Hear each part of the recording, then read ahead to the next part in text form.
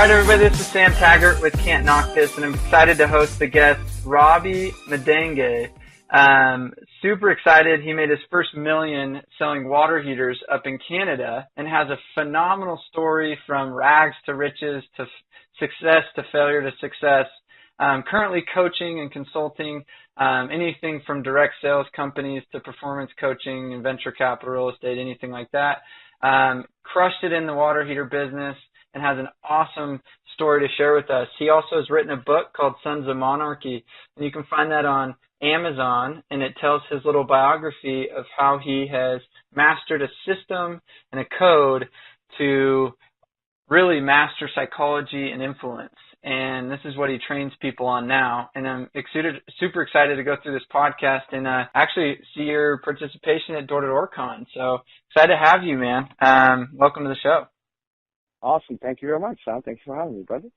Okay, so let's dive into your story, kind of how you got started in the door-to-door space, or a little prior to that, and then lead you up to how that happened. Yeah, so it started on probably the worst day of my life to date. It was June 16th, 2010. I'm in my second year of university. I'm going to a school called Brock University. It's right outside St. Catharines, Ontario. It's this town outside Niagara Falls, which is right on the border with Buffalo, New York. That afternoon, my house, my condo that I lived in downtown St. Catharines ends up getting raided by the Niagara Regional Police Drug Enforcement Task Force. I had managed through time to create this network that facilitated the provision of party favors to a town of 5,000 students. Party favors in the meaning, let's just call a spade, drugs. I was trafficking cocaine, exactly. She must be specific about it. The way I kind of got into it, though, I've never really been attracted to a life of crime. I mean, I come from, I guess we can kind of rewind all the way back. 3 years of therapy now, I've kind of figured out the origin of my issues, so to say. I come from a small country named Rwanda. It's right in Central Africa. Most people know it for the genocide of '94. My dad was a member of the Hutu tribe, and my mom was a Tutsi. There was, sort of animosity between the two tribes that dated back to the colonial years. I'm not going to go into the politics of it all. It's actually elaborated in the book.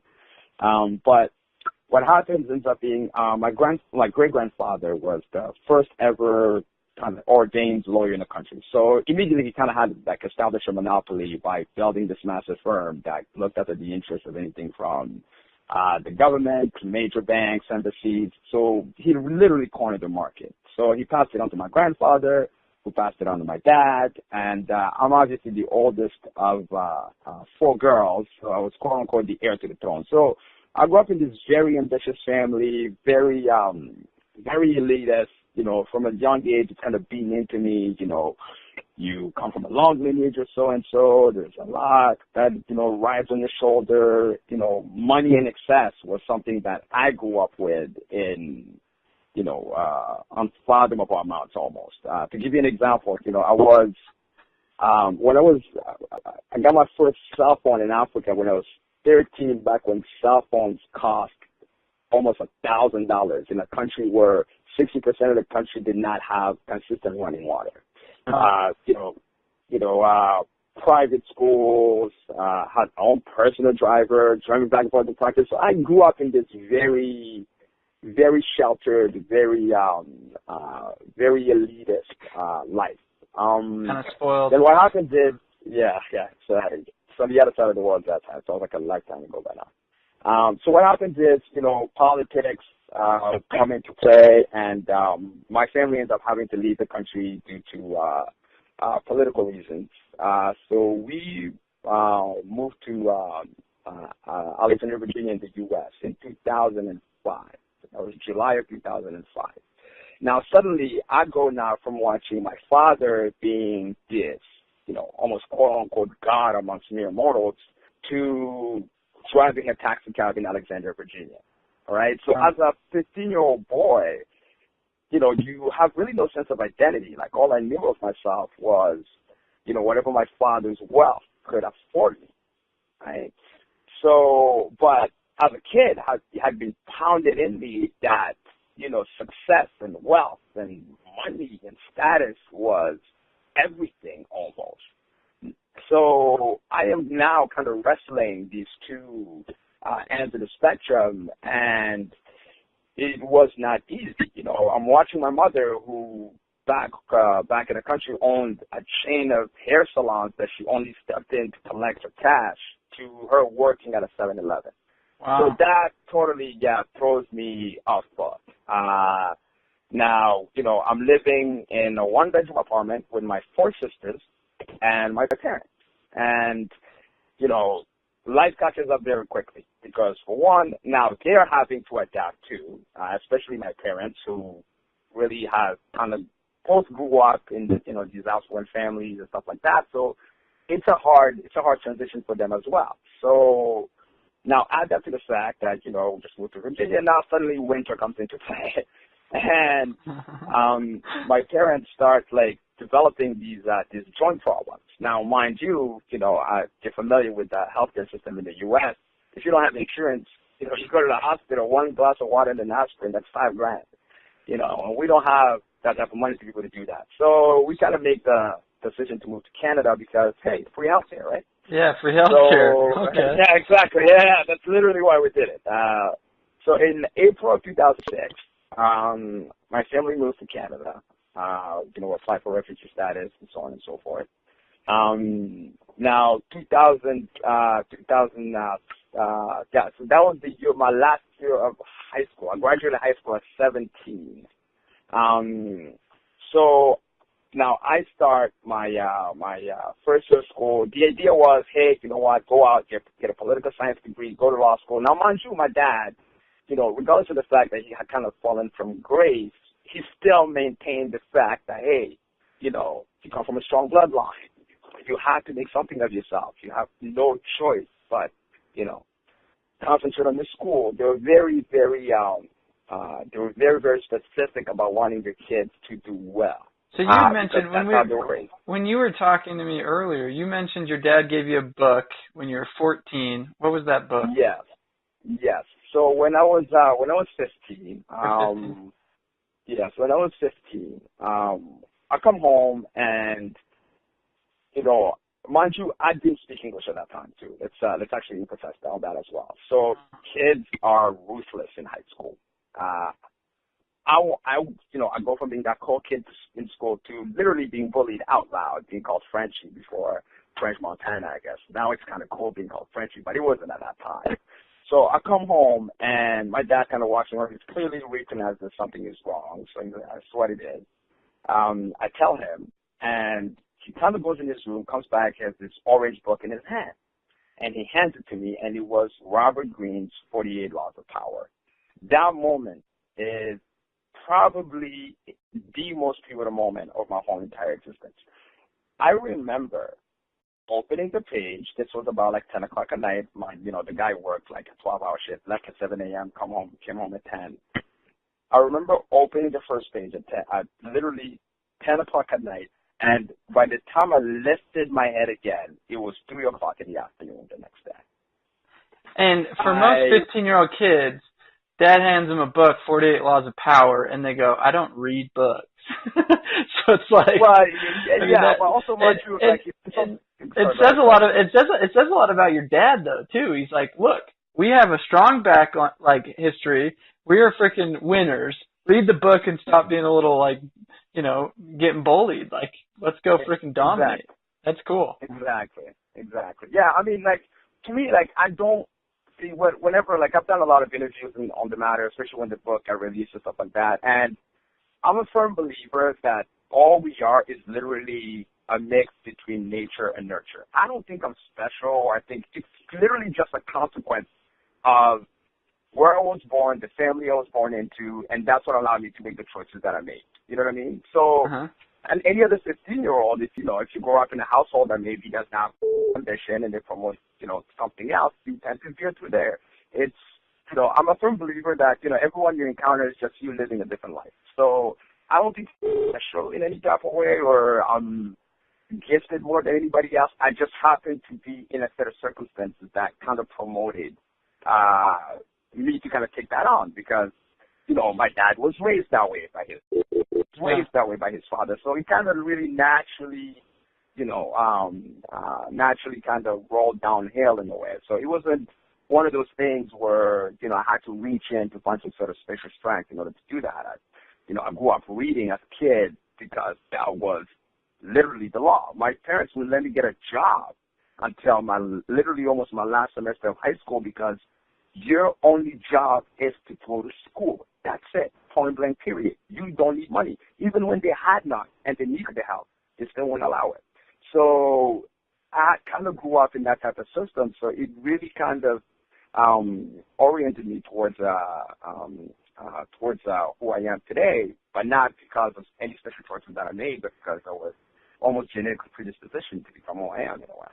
That's cool. So yeah, let's fast forward a little bit, and you're now in college, and you're now mastered your fascination of the 48 laws of power, and you use that to your advantage. Mm-hmm.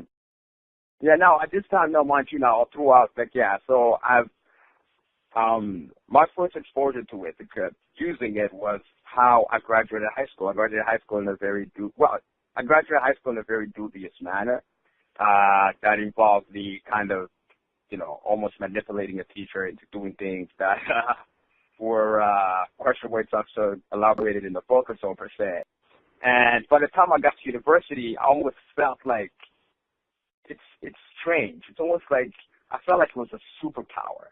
And it got to my head, right? That ability to be able to influence behavior in my favor without the person across from me knowing was almost a drug to me.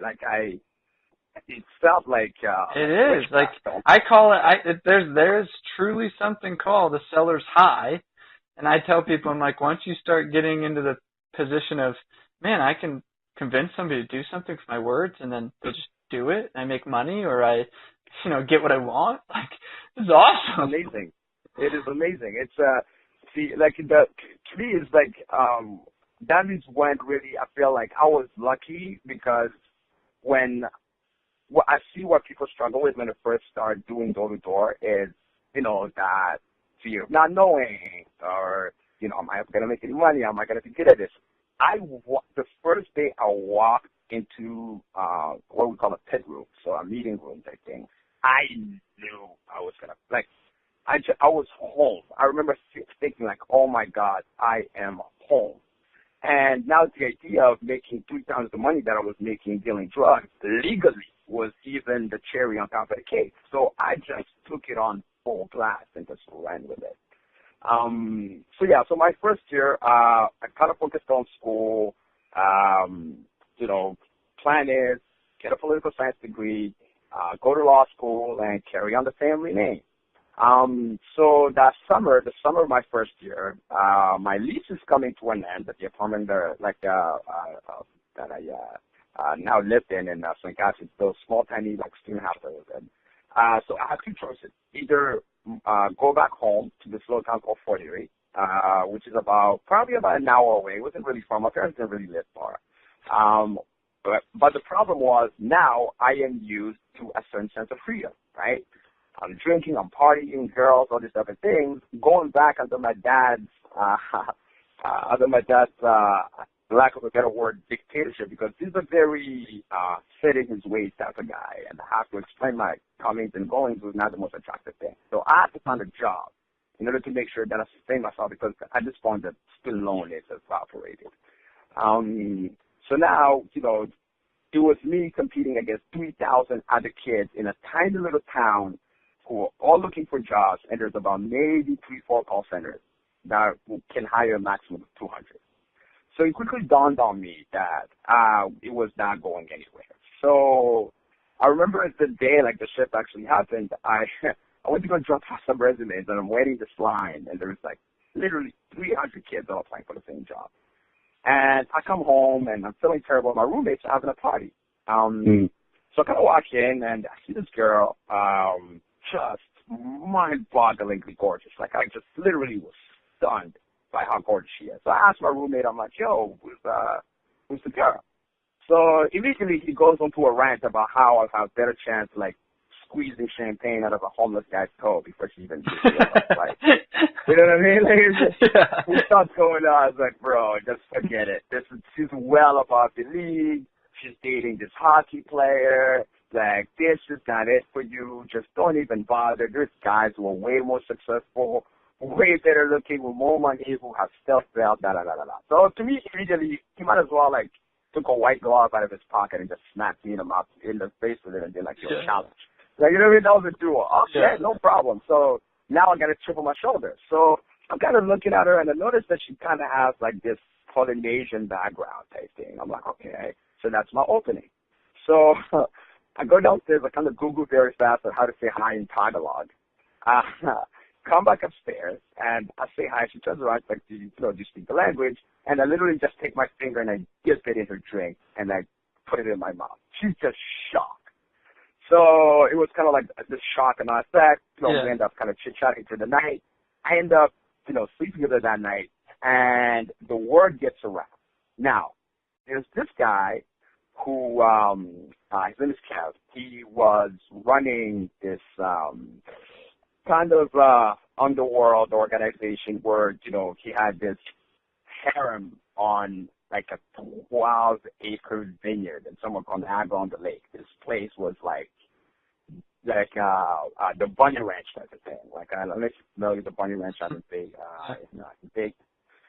So the next day I come home and I see, like, as I'm walking up to my driveway, I see this beautiful Mercedes C63 just parked right there.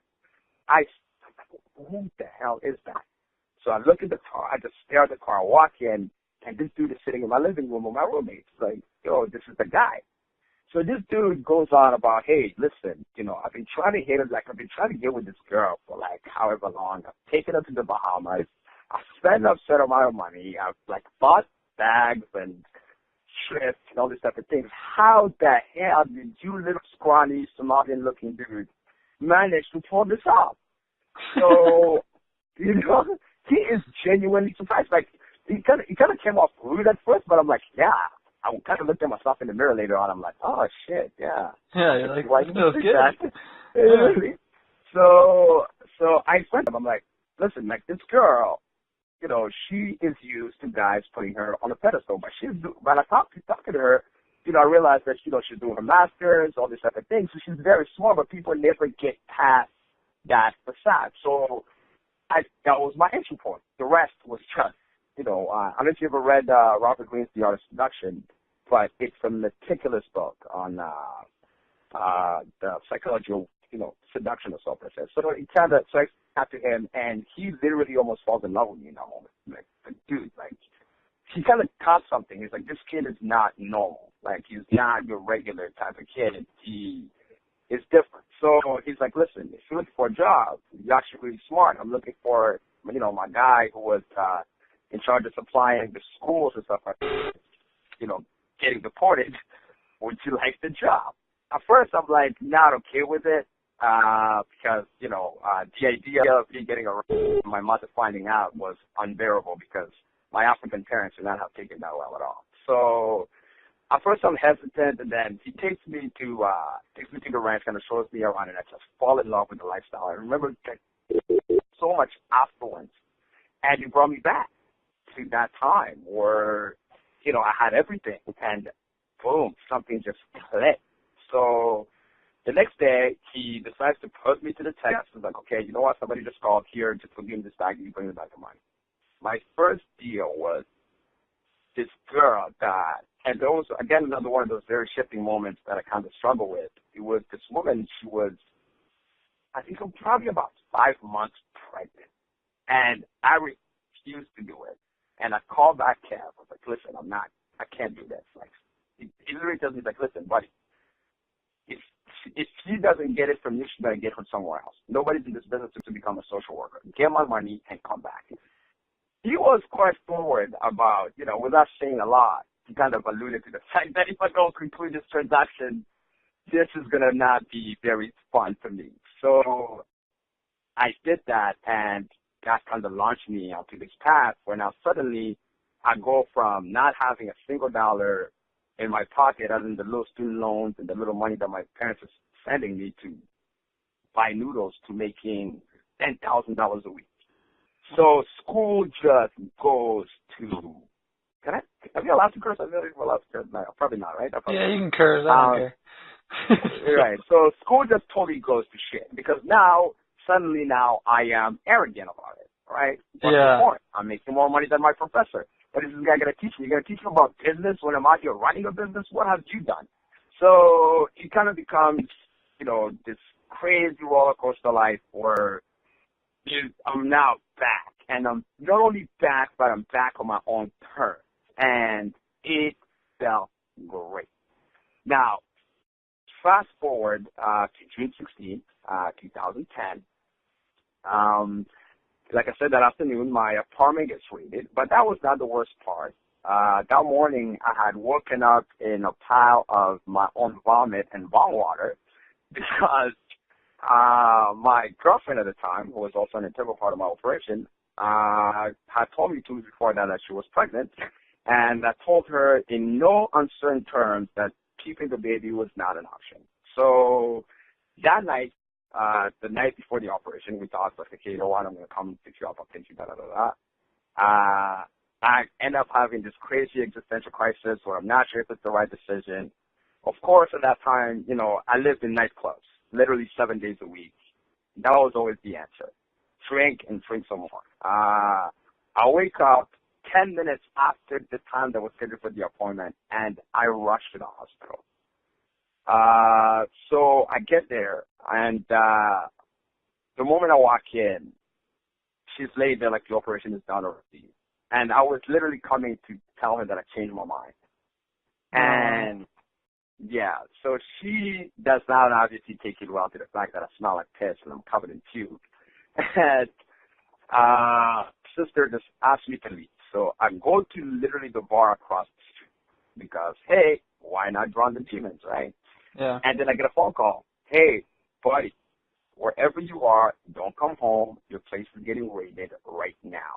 So now, every single dollar that I had managed to save was in that apartment. I get in my truck. I drive like a maniac down the street. The moment I turn the corner where I can see the building, there is like 9 cruisers outside. I guess what we call it riot police here, but I guess it would be a version of SWAT team. And they're watching out with evidence bags, and one of the bags contained 2 Jordan bags where I had stashed my money and put it in the ceiling. So right then and there, I went to, hey, I'm the, king ding-a-ling at the top of the mountain to, I have $120 in my pocket, and that's my net worth right then and there. Wow. On the worst day of my life. Wow. So what do you do? So you're like, I can't go back there. Obviously, I'm screwed. So you flee to. Obviously not. So where do you go? Yeah, so what I do is I buy a bus ticket. Obviously, Greyhound. I used to rent. So I used to rent cars because I didn't think there's a fun in buying because I got bored very quickly. So I was just switching, from Cayennes to Range Rovers and stuff like that. So I didn't really own the car, and I can keep it obviously now because I can afford it now. So I buy one-way ticket to Ottawa, Ontario. So this is the Canadian capital. My sister, who's a year younger than me, was going to school at the University of Ottawa, taking economics.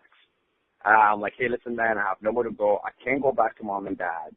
I just need to get out of town right now. Can I crush it? No problem. So crashing on a couch now suddenly turns into 2. And now at this point, I have $0 in my pocket. Even Lent won't even stay in the pocket at this point. I'm living off a bag of chips and a can of Coke a day. I'm depressed, in this weird space where I feel like, why me, I kind of lose sight of myself and I start feeling sorry for myself. So my sister eventually gets fed up. She's like, listen, if you didn't get a job, or you get the hell out of here. You can't be laying on the couch. It's been 3 months now. That's enough. Like, you're going to need to kind of pull yourself by the bootstraps. So I get a job stocking shopping carts for this supermarket chain called No Frills. So I was the guy gathering carts in the parking lot and bringing them back into the store. Now, this time it's December, right? It's North Canada. Yeah. So we're talking about 2 feet of snow, and the snow here is different because it's that dry snow that stays on the ground for an unspeakable amount of weeks, right? It's cold. Like, we're talking about minus 20, 25, 30 sometimes Celsius. I know it's probably translated in Fahrenheit for but I don't think I can do the math for the American listeners there, but they get the gist. So one day I'm coming from work, and I am trying to navigate through these massive snowbanks. I slip and fall in the street. This Audi coming from the other way literally stops within inches of my face. It's terrifying. The guy gets up to check if I'm okay, and I look at him and I recognize him. His name was Jack Creighton. He was the quarterback of my high school team. Where I went to Lecture Catholic High School out in Fort Erie, where my parents live. I'm like, Jack. He's like, whoa, wow. Like, so we kind of catch up a little bit. He's like, yo, let me give you a ride. Da, da, da, da. So I'm like, he's like, where do you live? I was like, I live here. He's like, yeah, listen, I'm going to have to make a stop at the office really quickly. I have to pick up my check. I'm like, okay. So he drives to this office, goes upstairs, comes back, and he has these 2 envelopes. He opens them, and he has one check for $10,000 and another check for $22,000. I'm like, what? Okay, first of all, I know you do. You're not that smart. Okay, like, what are you doing? Like, this is not adding up. At first, the car threw me off, but I'm like, okay, you know what? Maybe, I don't know, he won the lottery or something, and he decided to, like, splurge in the car. And then he's like, oh, buddy, this is nothing. He opened his center console and started digging through stacks and stacks of pay stubs. Wow. Just with ridiculous numbers on them. I'm like, yo, I don't want to hear another word out of your mouth until you tell me what the hell is it that you do. He's like, I sell water heaters and furnaces and air conditioning door to door. I'm like, what? People still do that? Like, people still knock on doors? Like, I thought that was only the Jehovah's Witnesses, like the occasional Girl Scouts. Like, yeah, people still do that. Like, that's awesome. Like, you know what I mean? Like, I'm thinking like encyclopedia salesmen got like, consumed by space and time, and that was like, honestly, it just blew my mind because I pictured like, the guy with the top hat and the shitty wool suit trying to stick his foot in the door like that. Yeah. So I was mind blown. So I'm like, listen, I don't care. I want it. He's like, okay, just come tomorrow. You're just gonna, you get to meet the guys and introduce you to my boss and then Dennis. Okay. Next morning, I'm like, the office opened at 9. I was there at 7, waiting outside in the cold, just in case. You know what I mean? Like, those numbers were just inflowing to me. And no word of a lie sound. We get out of the elevator. He opens the door, and there's probably about 20 to 25 kids in the room. Now, mind you, the alarm, like, I know you do solar now, but the alarm, like, a lot of companies do summer programs, so you only work for the summer. These guys work all year long, January to December, nonstop. So I walk into this room, and there is, about 25 guys and girls between the ages of 18 and about 25. But the energy in the room was so ridiculous. Like, I just instantly, I remember thinking, like, oh my God, I am home. Like, I don't know what it is that made me even think that, but I just knew that I belonged here. Like, everything that has happened to me has led me right here in this moment because these guys, they work just like animals. Like 3 weeks out of town, 1 week in town because there is no attachment. Now, the problem with that is it also has a flip side because now you have this kid going from, working at a coffee shop to making $10,000 a week, and it throws them off course immediately. A lot of people develop terrible drug habits because the first thing that you think of is, hey, oh my God, this will never end, so nobody thinks about saving money. Mind you, I had never even been taught, like I grew up with money back in the days, but I never really got taught how to manage money because by the time I came to the age of learning how to, my parents had none. So I had never really managed money. So there was just this atmosphere of just greed and just sheer debauchery, but it was like this family aspect because these guys really thought themselves to be superior beings. Like it was a cult, like a cult-like atmosphere almost, where it was literally, it brought me back to my dad, just that idea of being pounded in that it's us against, the common folk, the ones that don't understand, the ones that want the sense of security instead of the freedom, the ones now willing to do, what it takes to get the things that they want. So I fit it immediately. Like it was like a glove. So, and I think that's probably just due to your history. I mean, you grew up literally studying this 48 laws of power, to running a massive drug dealing organization, to the freedom of being able to, your niche has always been kind of understanding the human decisions and psychology. And so, I mean, I'm sure you kind of right away did pretty good, I'm assuming, right? Oh yeah. I took off running. Like my first year, from December, which is when I started that December. Was it cold? I mean, at the end, I'm just thinking December, year-round knocking, Canada. I mean, what are the temperatures you're knocking on doors at? Oh man, we're talking about easily -30, and this is Ottawa, so it's further north. Like I live in Toronto, which is a little bit further south. It's about 6 hours away from Ottawa. I ended up moving my business. So -30 degrees Celsius or Fahrenheit? Yes, Celsius. Holy no, Fahrenheit. freak. That is, okay. Fahrenheit. That is, but still, I'm thinking, yeah. I'm like, okay, -30 degrees, you got an energy room full of 20-something salespeople. Who the heck was the leader of that? How did they motivate them to knock doors year-round in -30 degrees? Like, that guy must have just been a freaking beast.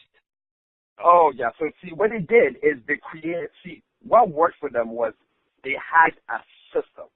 So all they have to do is just get you to that point where you make your first check over $1,000, and that's it. You're hooked. It's like a drug. And also, you're surrounded by all these people making great money, right? So it's very easy to because you only adapt the habits of your environment, right? So if you're around guys that work their butt off, party like animals, and spend money and live this crazy life, you want to fit in. You do the same exact thing, and it's not as tasking. But for me, it was more than that because it was finally a way to really genuinely capitalize on this knowledge that I had been acquiring for 50 years old. So finally, I could use this and changed my life in a way that was most importantly legal. That was huge for me. So knocking -30, I wasn't even feeling it. I was it was nirvana. It was it was paradise almost, because there was that contrast that I had in mind. See, one thing that I always hear, people always say it's so tough to be an immigrant and stuff like that. And that yes, it is tough, but you will never understand the almost fathomable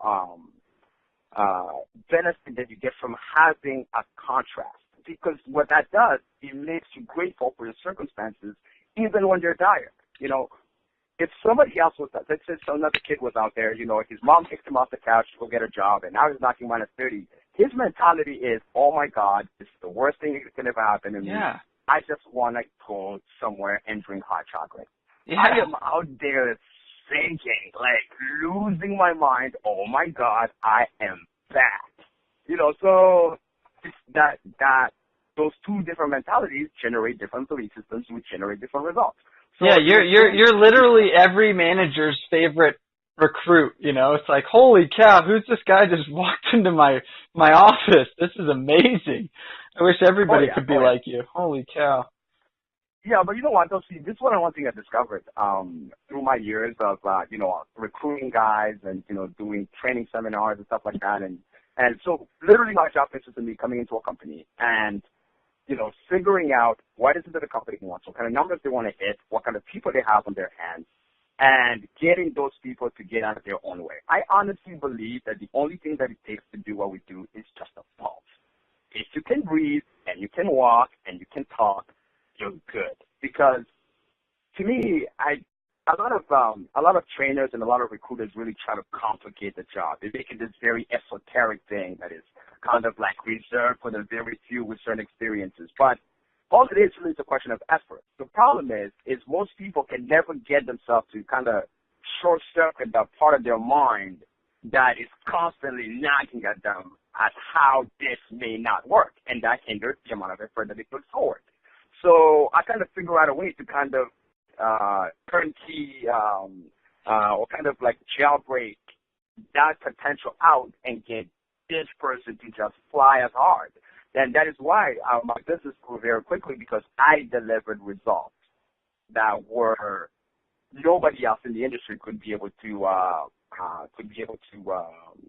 deliver. Not because I was any smarter, any more knowledgeable, but because I simplified it. I created this system called the 8-mode system, where you literally have to first realize that you ain't shit, and therefore nobody else is. We are all just primates spinning through space at 3,200 miles an hour, pretending like we know what we're doing.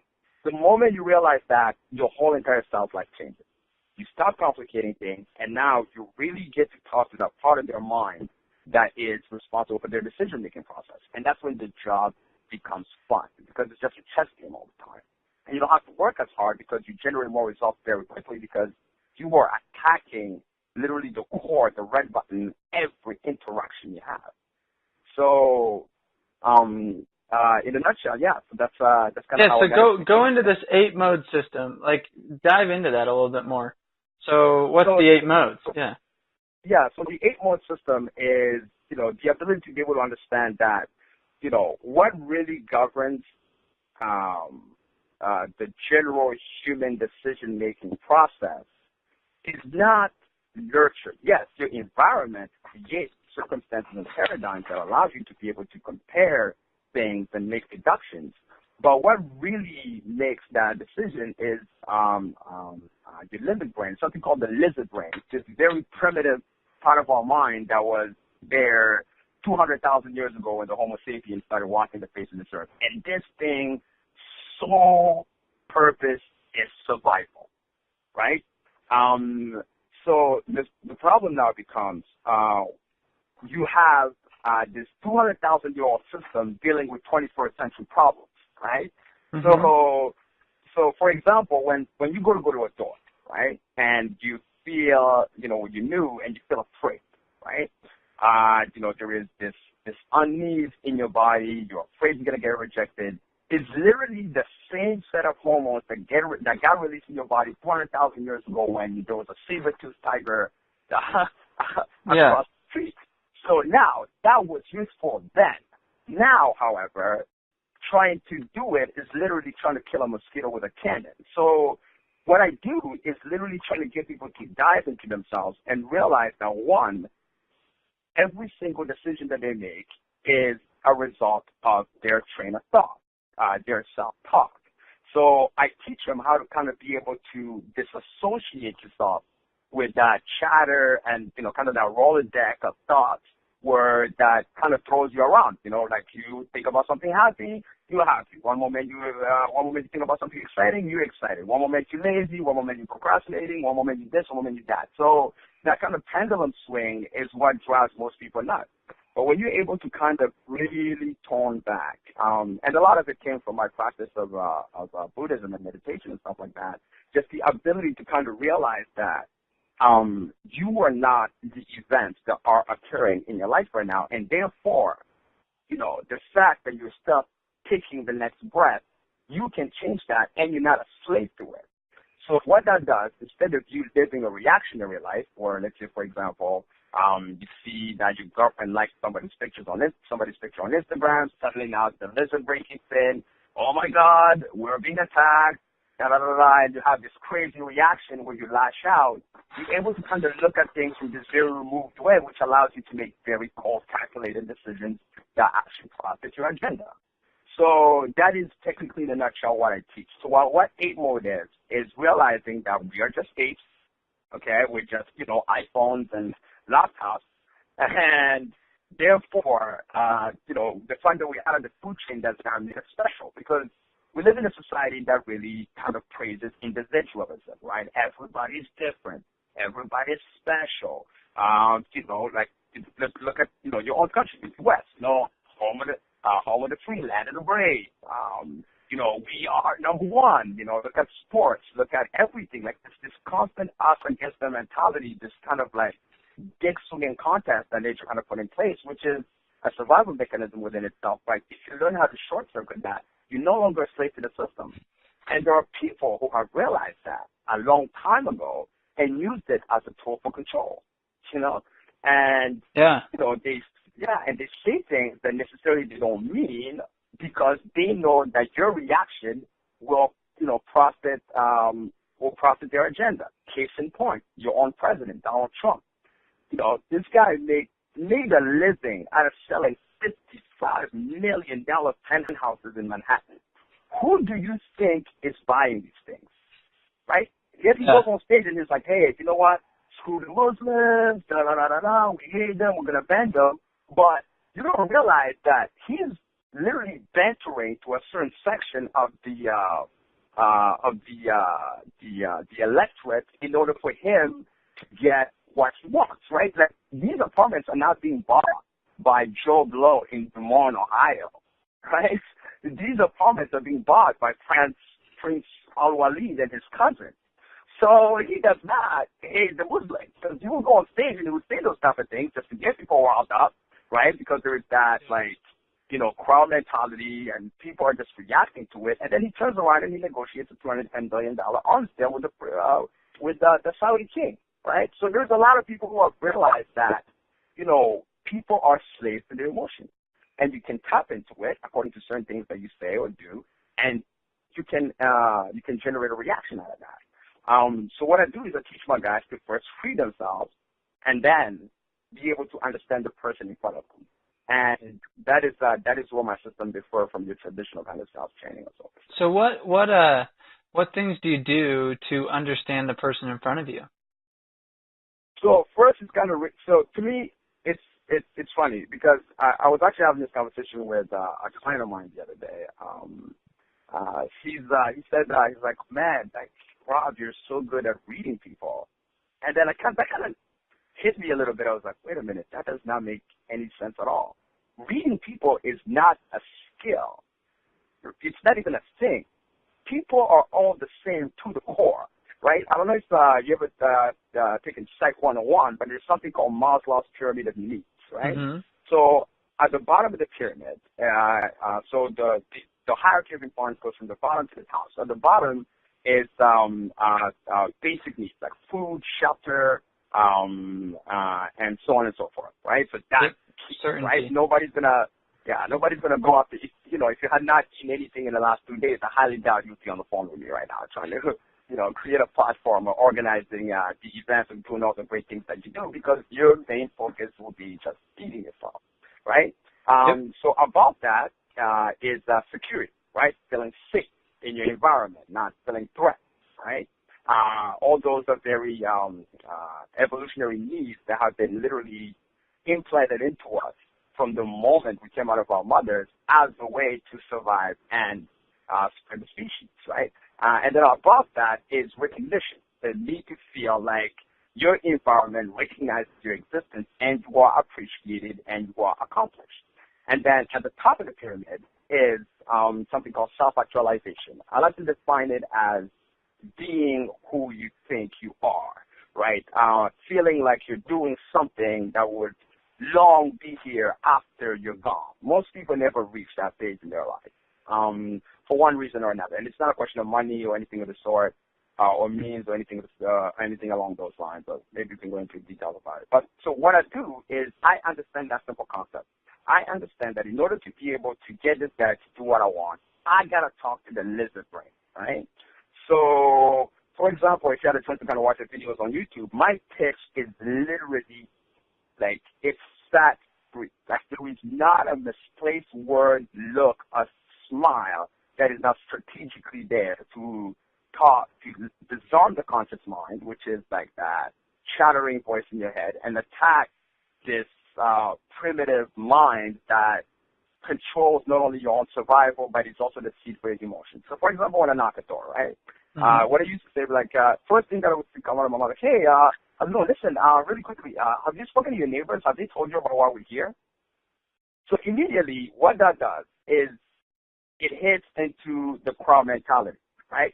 Because as humans, we are literally geared to want to belong to large groups as a question of survival, right? Yeah. So the neighbor him not knowing what everybody else knows immediately makes him feel like he has been cleaned from the herd and therefore will perish in the wilderness. That is how that lizard brain interprets it because he does not know what's real and what isn't, right? Yeah. So immediately, what that does, it creates a train of thought. That train of thought creates a certain hormonal reaction in the body. Yeah, an action. For example, when you have right.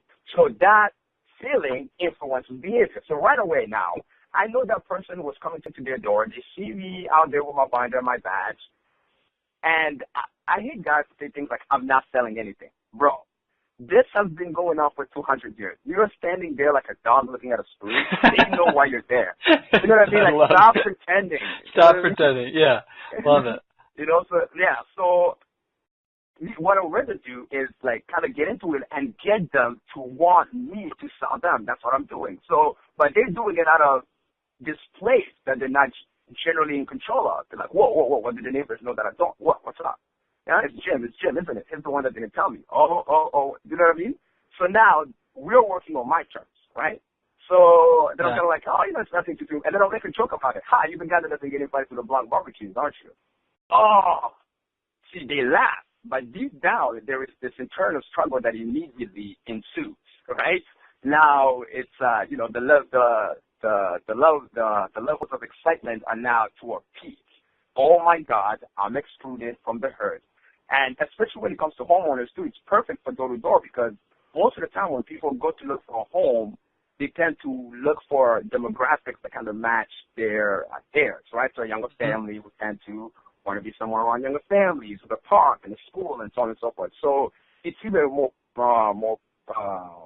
prominent almost because, in a boardroom aspect, it's not as strong as it would as you do it on a residential aspect at the door because it bites immediately and it allows you now to kind of like, now suddenly this lizard brain is looking at you as, hey, he is now the bridge between me and back into the herd. So everything that you say from there is just the word of God. So that allows you to kind of, I know it's a little extreme and No, I love this. This is awesome. Yeah, so it's a little bit, I have, we've been in, the HVAC industry here is a little notorious, like, people are in companies in the newspaper all the time. It's pretty intense. It's a pretty intense situation when it comes to those things because, some of these methods that I've created and kind of spread around, and some people doesn't really sit well with them because they consider manipulation, all these type of things. But the way I look at it is like, look, every moment of your life, every interaction that you have, whether you believe it or not, you're selling. You sell your girlfriend on sleeping with you, and she sells you on buying her a gift for Valentine's Day, one way or another. Everything is a transaction. The only difference between me and the ones like me is we're consciously actually execute that transaction. Now, mind you, for a certain part of my career, I was not concerned about what was on the other end for the other person. But that also attracted a lot of problems in my life and a lot of bad karma. I'm a firm believer that, you get what you put out in the world. So now my key motto is, hey, listen, if you're going to, with great power comes great responsibility. If you're going to use this method, please, for your own sake, make sure that everybody on this on either side of the table gets something out of it. It's a win-win-win, not just a you win, I win, you lose situation. Exactly, because when I win, you lose, man. Eventually, brother, it attracts nothing but bad luck, and you end up crashing, and eventually. And you've experienced. You've experienced that. That's what's crazy is you utilize this code or this system that you mastered at a very young age. You used it for the bad, and it came around to bite you in the butt. So it's kind of cool to see. Now the complete contrast to that, which is you utilizing this to coach and, dive into big companies and help them train their sales leaders and their employees. Like, now you're really impacting for the good, which is really cool. Mm-hmm. I'm not going to lie to you, Sam. Like, I struggled with it at first because, maybe we'll go into a little further about how I ended up living Live Clean. It was some soap opera drama almost. So I ended up kind of taking this sabbatical where I kind of had to reevaluate myself. I did some things that were slightly questionable and stuff like that, and I was struggling with it because, deep down I'm still, I was raised in a Christian family and stuff like that. So there was still, no matter how hard I would try to kind of stuff the values underneath the couch in the name of, I don't know, greed or whatever else motivated me at that time, or this chip on my shoulder that I had, they always kept rising back. So it would create this crazy internal conflict that would lead me to these insane spirals where, like, out of nowhere, I would, like, go to Costa Rica for, like, a month and just spend a whole month just medicating myself. Dude, that's awesome. With all kinds of, like, yeah. So, but it was very self-destructive because it hit me because it would just rise to the top, and there would be that calm down, which would be just brutal. So I eventually, like, when I left Live Clean and before I went into consulting, at first I was struggling with it because that was the area that I kind of wanted to go to. I kind of wanted to go into teaching it, but outside of me kind of still felt like, am I really ready to expose this type of thinking to the world? What are people really going to think, and so on and so forth? So it was hard for me to kind of reconcile that. But then I remember one time I'm at the Suma bar, like, in Costa Rica. Just been out for 3 days. I'm not gonna go into the details. And this guy is sitting beside me, and he works for Tesla. So we start talking about, like, self-driving cars and automation. And mind you, this is, like, still, like, very early stages of it. Like, there is talks, but nothing really like it is now, right? Yeah. And suddenly it dawned on me that the world is coming to a precipice, and nobody is ready for it, right? And that precipice is automation, right? In 10 years, jobs that people take for granted now will be non-existent. Yeah. I'll give you an example, okay? Like, I was reading in the Times a little while back that 60% of, actually I think it's about 55% of men in North America make a living out of driving a truck. Sam, 5 years from now, when self-driving cars become the norm, the whole entire industry is, once they realize that ACE-driven vehicles are causing 60% more accidents than the self-driven ones, they're going to expunge it.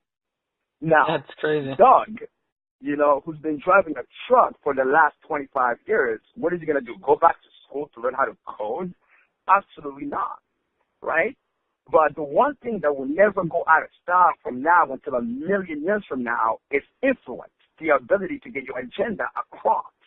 So suddenly now, I wasn't looking at it as, oh my God, am I, teaching people how to be like me, and the side of me didn't like me at that time. Suddenly now it became like this almost mission from God where I had to do it because time was of the essence. So it became a purpose. It became more than just money. And everything just kind of took off from there because I was now approaching it from this space. Yeah, a bigger purpose. It's like you see it in a longer, like, making a huge difference. Because I always say that the world lacks influencers. I think the biggest deficit in our planet is influencers, because too many people live in the middle class mentality and just stay in those bottom tiers in that pyramid of hierarchy of needs, is they just want to be in the comfort zone, right? Okay, so for time's sake, we've got to kind of wrap this up for time's sake, and I know you've got to go. And this has been like so interesting because, you know, my network of sales guys is so small in comparison to really the space that it is worldwide, and it's fun to tap into international with Canada and other places, and you know, bring the influencers from outside of my little space into the space. So, dude, Rob, I truly appreciate like you just being authentic and sharing, you know, maybe some embarrassing and things that you're not super proud of to your successes. I truly appreciate that. And so the last thing I always do before I end the call is I have a lightning round, and I'm experimenting this new lightning round, which is this game called the Game of Things, Humor in a Box. And so it's like, I have like literally 100 cards right here, and I just picked some random ones that ask you, it's all called things, right? So just think of the first thing that pops to your head when I say the phrase, and just one word quick answers, and it just kind of brings some fun and randomness to these podcasts. So the first one is things that bring you good luck. Meditation. Things that you were thinking about while your parents were yelling at you. Are they going to hit me? Yeah. Things that confuse you about relationships. Nothing. Things you have to do before you die. Marry Rihanna. Love it. I'm right there with you. Don't tell my wife. Things you shouldn't say to a surgeon as your anesthetic kicks in. I had a long night last night. Things dogs are thinking while you pet them. I wonder if I can get them to lick my butt. Things you would have done differently if you were Harry Potter. I would have slept with Hermione. Oh, for sure. He was an idiot. Okay, so sorry, this just brings some randomness to the call. I think it's always fun. But I definitely appreciate you and your time, and I'm excited to kind of go over some more details of a potential partnership or whatever, but for sure meet you at Door to Door Con. So thanks a ton for... I'm looking forward to it. Thank you very much for having me. Okay, thank you, man. I'll talk to you soon.